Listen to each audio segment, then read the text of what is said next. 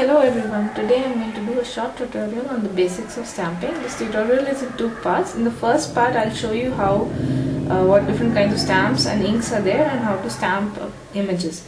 And in the second part of the tutorial I will do a quick card using a stamping technique known as paper piecing. So we'll start off by showing you what different kinds of stamps are available. So stamps basically come in two major types: the wood mounted rubber stamps and clear stamps.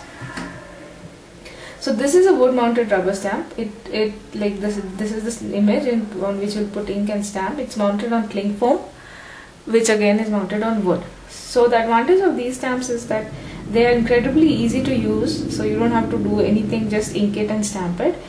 And they work well with the really intricate patterns. They ink really well and the image that you get is really good. But the downside is that they are more expensive than clear stamps, and anyway they would take up more space when you want to store a lot of them. So, and this is a clear stamp set. Clear stamp sets are basically made of photopolymer or acrylic, and they come in sheets. This is a Mikia clear stamp set. They come stuck on the sheet of transparency. Just something like this, because you can just peel them off. I'll show you how the stamping is done in a little while. And this is another clear stamp set. Rubber stamps come in two varieties: wood mounted and unmounted. An unmounted stamp set is not mounted on wood, it's just the rubber and the cling foam. The advantage of this unmounted stamps would be they are slightly less expensive than rubber stamps, and they stamp just as well as a rubber stamp. So this is the major types of stamps that are available. Now I'll show you a few different kinds of inks that are available and what to use when. This is just a rough guide to guide you. It's no way exhaustive. This is just something to get you started with. So first off, there's something known as dye-based inks. So these are all some dye-based inks.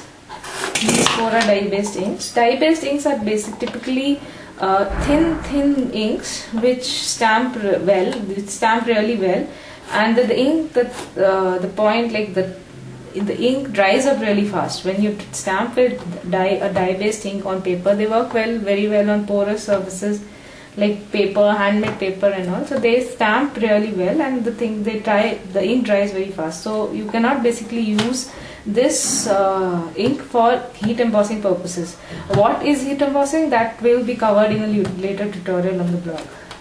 So they again come in two varieties. One is the water-based dye inks, and the other is non-water-based. So this water-based inks would typically be like when you want to use them for watercoloring, like a stamped image with water-based dye ink would typically bleed if you try to do some watercoloring or something. And then there are permanent dye-based inks which you can use for this. Like this Memento ink is a permanent ink, which means if you stamp with it, it will not fade over time, and then if you want to try to color images stamped with it with Copics or watercolors or anything, it won't bleed. So these are basically your Faber-Castell stamp pad is also a dye-based ink. So these are dye-based inks.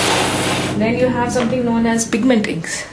Pigment inks are thicker than dye-based inks. They come in almost all colors, and it's a really beautiful thick ink which takes a lot of time to dry. So you would typically use this for getting really vibrant images, and this can be used for heat embossing purposes.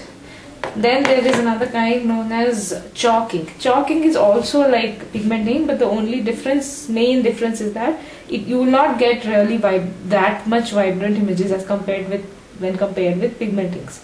So this is great for stamping big backgrounds where you don't want the background to overpower the entire card.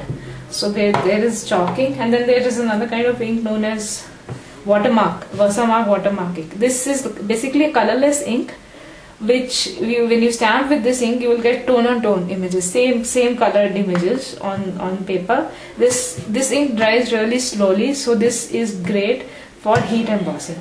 Then there is another kind of ink which I don't have. It's called StazOn. It's a solvent-based ink which dries up really fast, and so it is great for use on stamping on things like transparencies, glass, metal, etc.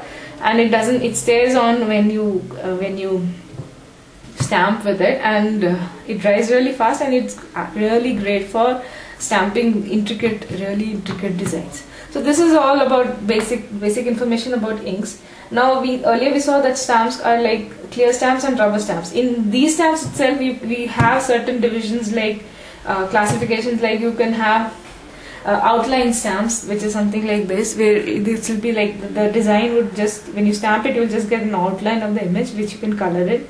Then you would have something like solid stamps, which, if you look at this clear stamp set, this one, when you stamp, you don't have to color in, the whole image will be inked with the stamp pad and then stamped. And then you have sentiment stamps, which is this is like a sentiment stamp. And then you have something like a background stamp. This is basically just a big stamp which can cover the entire background of a card. And then you have this is a roller kind of a stamp, where you ink the roller, and then when you roll it on paper, the entire, like, you will get a border kind of thing. I'll just show you how it is done. So we'll just quickly stamp from a few images. So we'll first use this Mikia stamp and stamp it on a plain piece of paper. So here I'll use my Memento Ink pad for this. We'll ink it up nicely and make sure the entire image is inked evenly. And take my piece of paper and stamp away.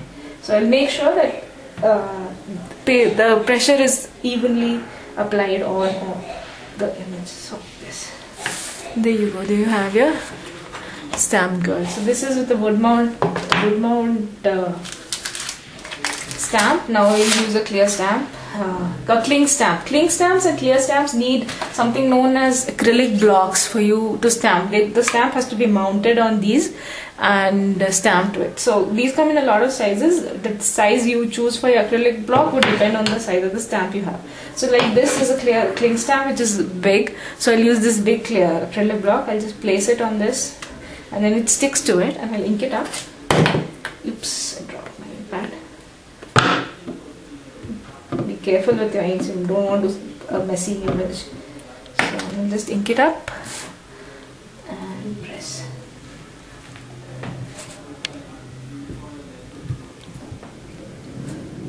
And there you go, where I have my image. This, you stamp with clear stamps in a similar way. This is my clear stamp set. I'll just use this swirl design with clear. They are placed on the sheets of transparency. You just have to carefully peel it off from the sheet and place it on your acrylic block. Ink it up.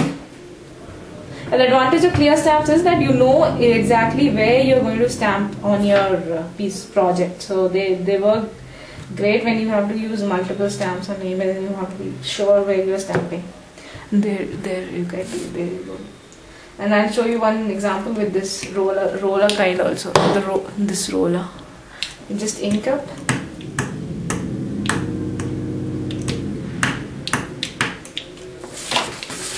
And roll. There you just get this image. So I hope this is clear. This is just the first part of the tutorial. In the second part, I will show you how to make a stamped card using a stamping technique known as paper piecing. Thanks for watching. Bye bye.